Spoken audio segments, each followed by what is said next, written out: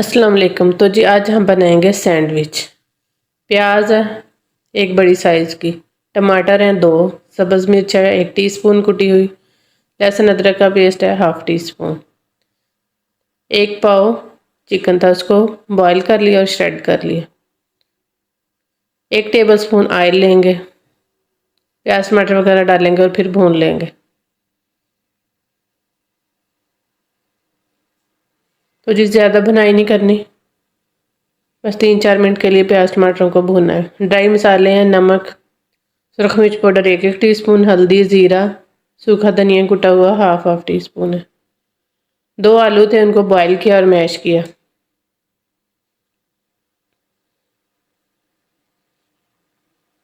तो जब ड्राई मसाले डालेंगे, चम्मच लाएंगे, फ्लेम हमने मीडियम टू लो रखी है और बॉईल किया हुआ चिकन डालेंगे।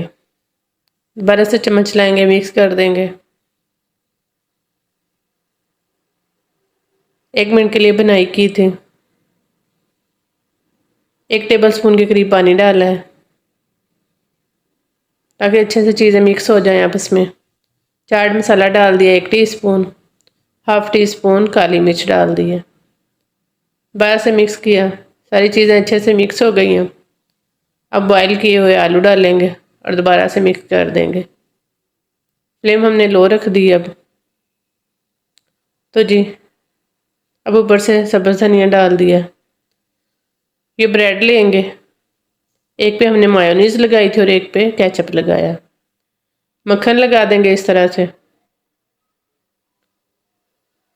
केचप वाली जो ब्रेड थी उसके ऊपर हमने मटीरियल रखा है और ऊपर से एक ब्रेड रख दिया। अब इस तरह से रख के, तो जिस तरह से रख के हमने दबा दिया। ये देखिए कितने प्यारे सैंडविच रेडी हो चुके हैं। बहुत आसान सा है ये वाला नाश्ता। अब लोग नाश्ते में बना के खा सकते हैं, बच्चों को लंच में दे सकते हैं। नए देखने वाले चैनल को सब्सक्राइब कर दिया करें और बेल आइकन को भी प्रेस कर दिया करें। फिर किसी नई रेसिपी के साथ हाजिर होंगे। दुआ में याद रखिए। अल्लाह हाफिज़।